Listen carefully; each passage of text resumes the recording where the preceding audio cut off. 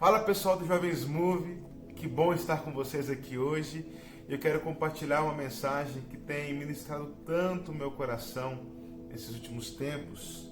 Sabe, se Deus viesse até você hoje e falasse com você assim, diretamente com você, que quer te usar grandemente, que através da sua vida, milhares e milhares de jovens teriam a sua vida transformadas por conhecer Jesus através de você.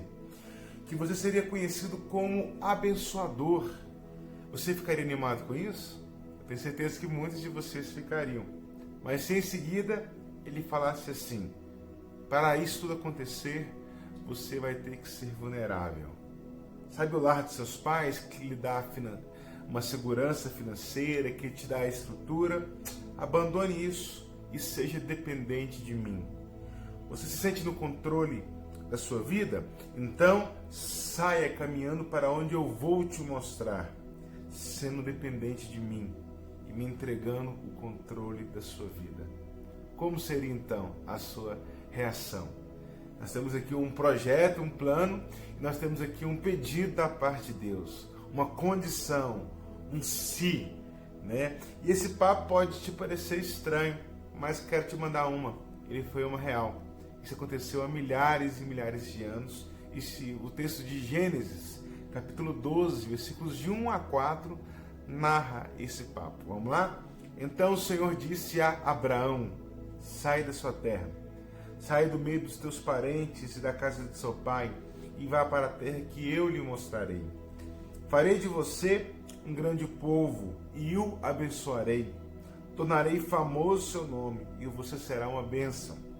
Abençoarei os que o abençoarem e amaldiçoarei os que o amaldiçoarem.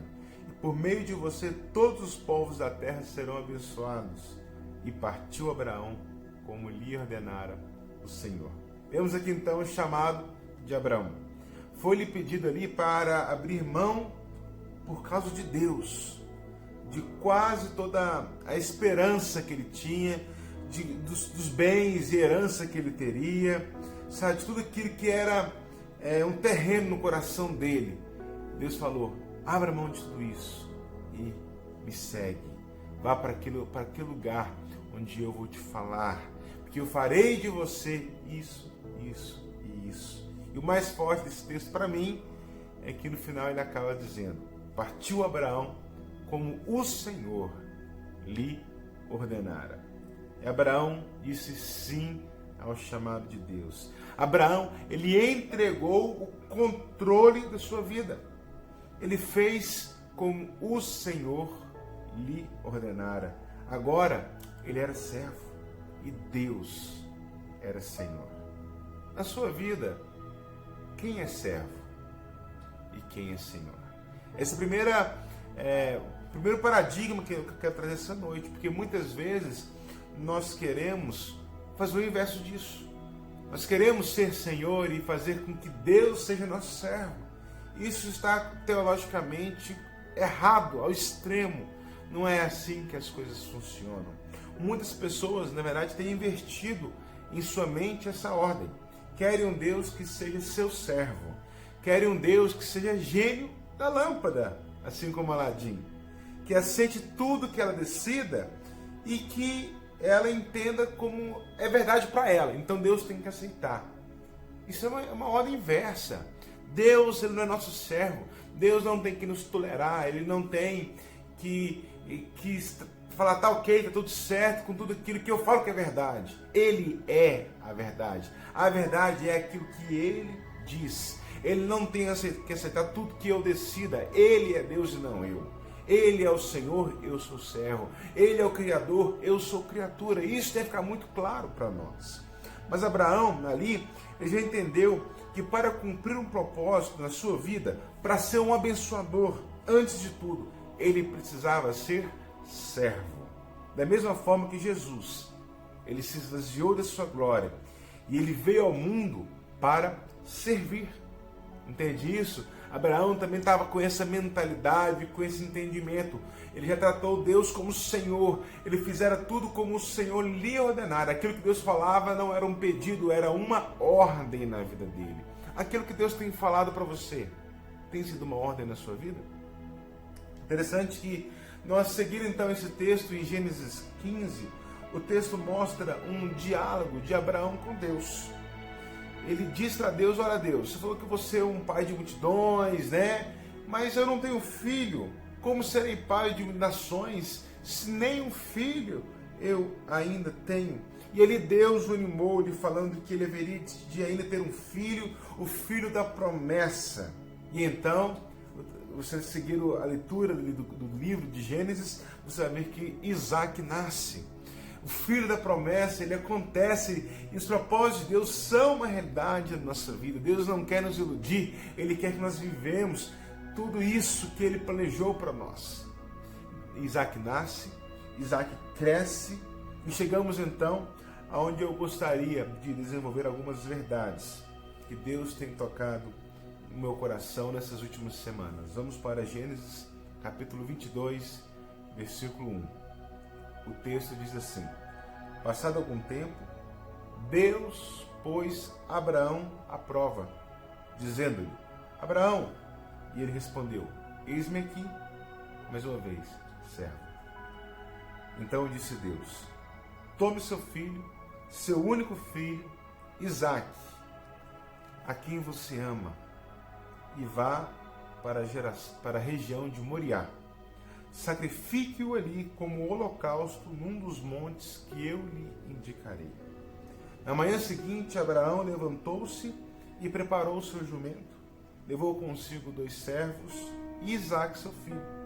E depois de cortar lenha para o holocausto, partiu em direção ao lugar que Deus lhe havia indicado. Deus estava então até aqui abençoando a vida de Abraão, e conforme havia dito que caso Abraão lhe obedecesse fielmente, Deus o abençoaria todas as nações da terra, por meio dele e por meio de seus descendentes. Pense em Abraão esperando a vinda de Isaque, o prazo, do tempo que foi entre a promessa de Isaque e o cumprimento do nascimento de Isaque. A Bíblia fala que foram 10 anos. Pensa nessa espera agonizante. E uma coisa que jovem realmente não gosta é de esperar. A gente fala muito que Deus já tem 3 respostas para nós: sim, não e a terceira resposta é não agora.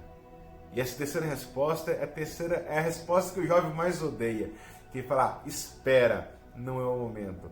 Mas muitas vezes Deus fala assim com a gente. E ali Abraão esperou 10 anos para Isaque nascer. Pensa nessa espera tão agonizante, né?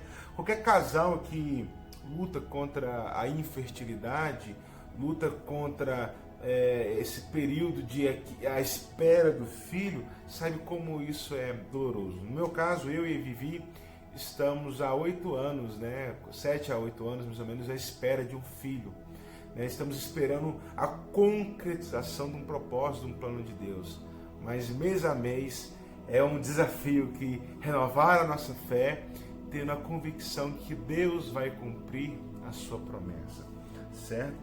E ali as protelações quase infinitas, mês a mês, ano a ano, foram amoldando a fé de Abraão, foram refinando a fé de Abraão, até que então seu filho nasceu, o filho da promessa. Pensa tanto que Isaque era amado pelo pai, mas a questão agora era: ele havia sacrificado e esperado tudo por Deus ou por Isaque?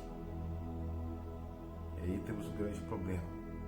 Deus, ele havia sido apenas o meio para o fim. Ele fez tudo, ele entregou tudo para então ter o filho, ou o filho foi a consequência de tudo isso?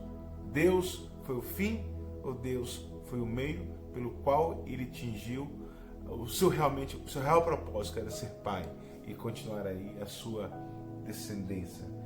E a quem Abraão entregar o seu coração de verdade, Deus, ele não se refere ao menino como Isaque, mas ele fala para Abraão: Abraão, pega teu filho, teu único filho, a quem amas. É assim que o texto diz em outra versão. E aqui eu quero pegar algumas verdades nesse texto. Primeiramente, o que é ídolo? Por que ídolo? Será que Isaac não havia se tornado um ídolo no coração de Abraão? Porque se a gente pegar a definição de ídolo, olha o que fala. Qualquer coisa mais importante que Deus para você. É mais importante do que Deus para você. Que domina o seu coração.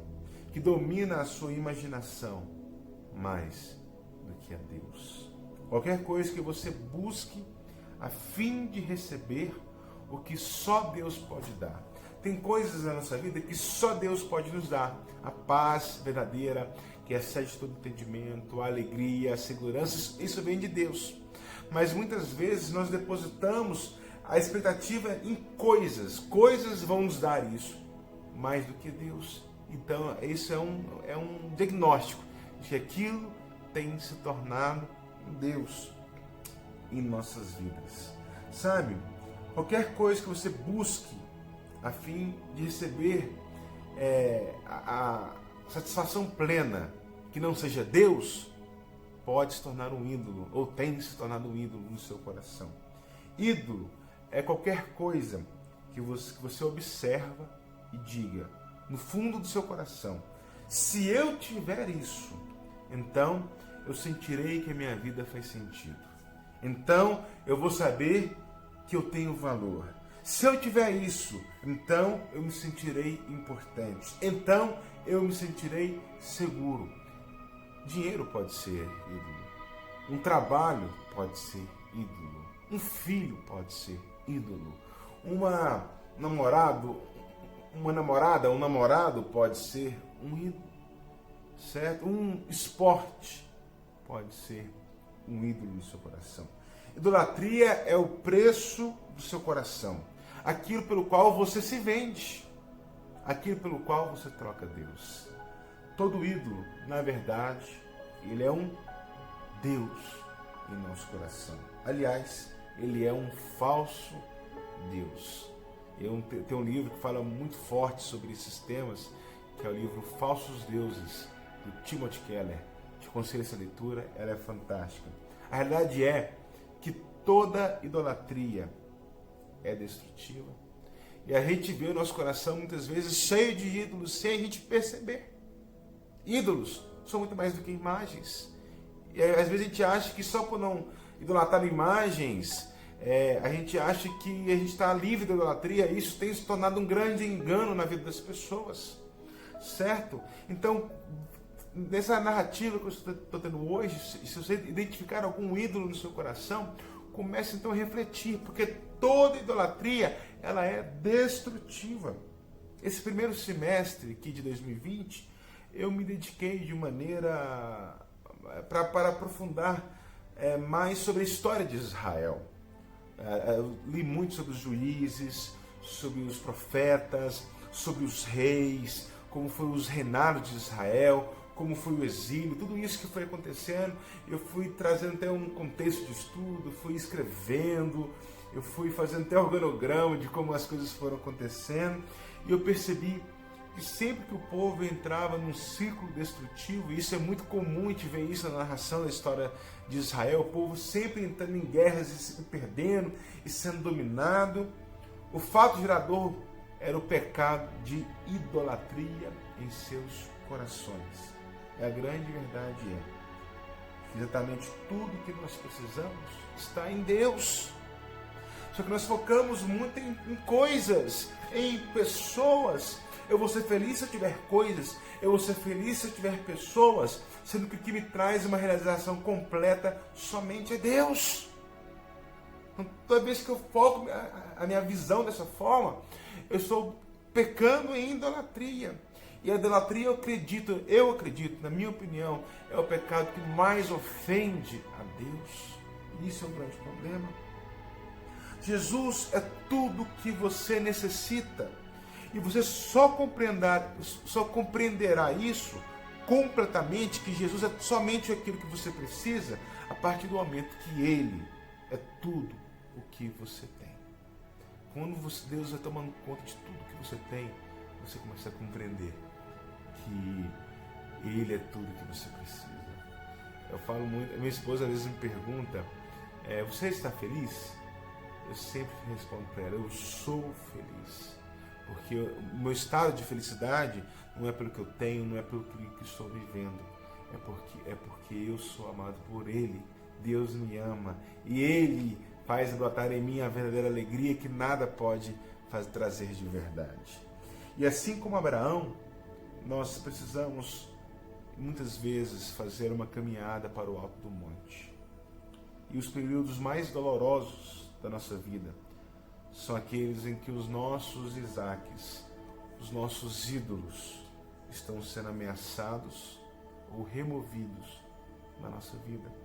Às vezes, para nós, pode até parecer que Deus está nos matando, quando, na verdade, Ele está nos salvando.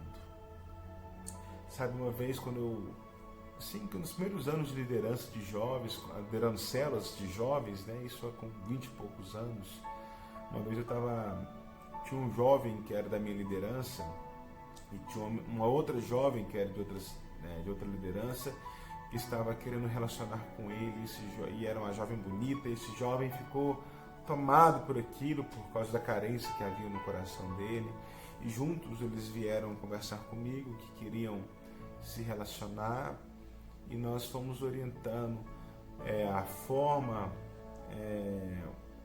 uma forma mais ideal de como estabelecer um relacionamento em Deus.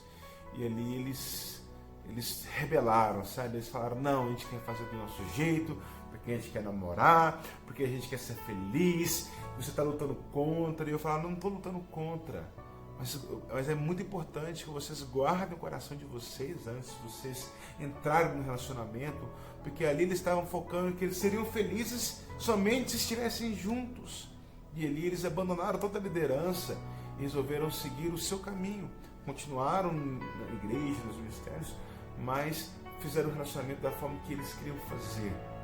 E ali eles partiram para um relacionamento de destruição. É claro que aquele relacionamento não deu certo e ele trouxe marcas profundas na vida daqueles jovens.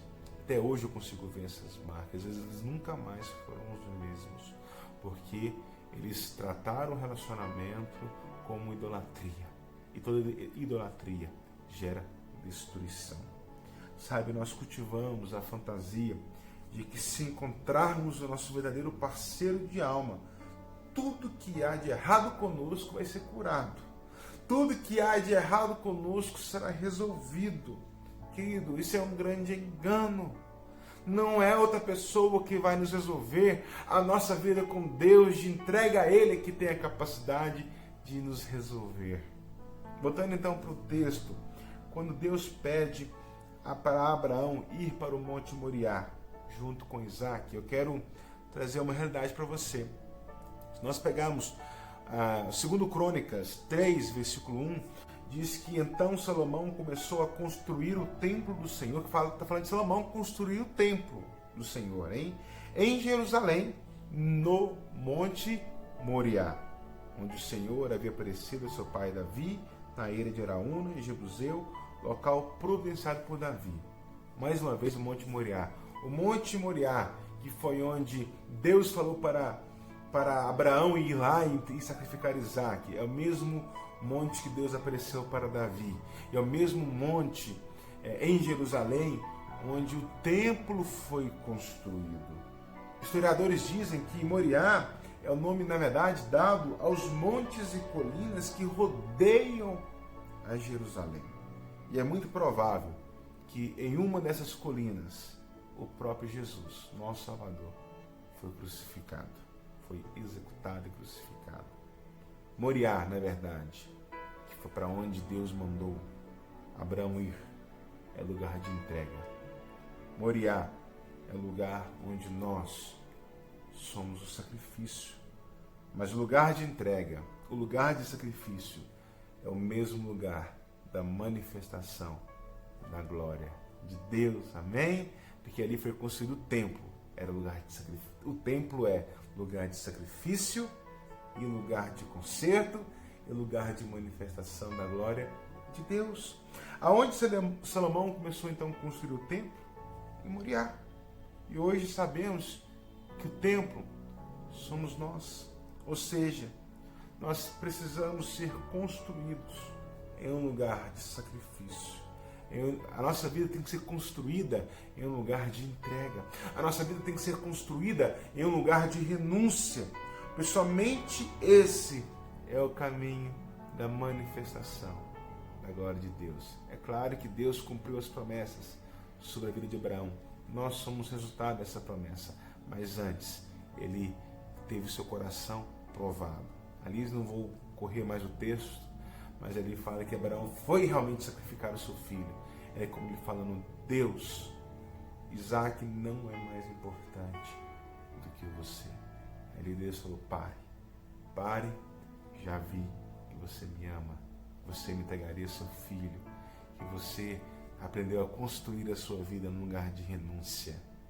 Ele, Deus, proveu um cordeiro, que é o próprio Cristo, em nosso lugar. Eu quero terminar essa fala com uma citação de C.S. Lewis, que diz: se descubro em mim um desejo dentro de mim, que nenhuma experiência nesse mundo é capaz de satisfazer, a explicação mais provável é que eu fui feito para um outro mundo, algo sobrenatural e eterno. Aqui está falando que nada nesse mundo vai realmente nos suprir. Quem nos supre é somente Deus. Nada nesse mundo não nos supre, porque nós não somos desse mundo. Nós somos do céu. Amém? E só Ele pode nos suprir de verdade. Eu queria acabar esse momento fazendo algo diferente. Antes de orar, eu queria compartilhar uma canção que há alguns anos Deus ele trouxe ela ao meu coração, eu compus essa canção. Ela traz essas realidades que nós vimos hoje. Deixe Deus ministrar a sua vida através dessa canção.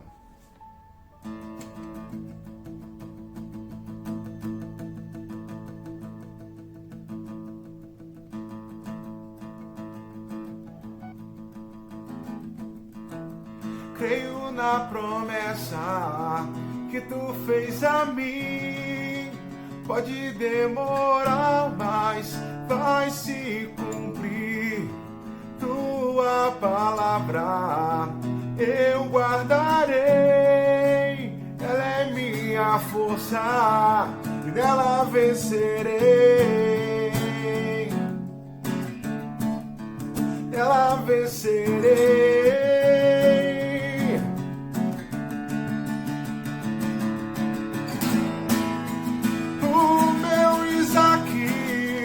Podes pedir, podes provar-me, eis-me aqui, mesmo com temor, te adorarei, pois sei que me guardarás.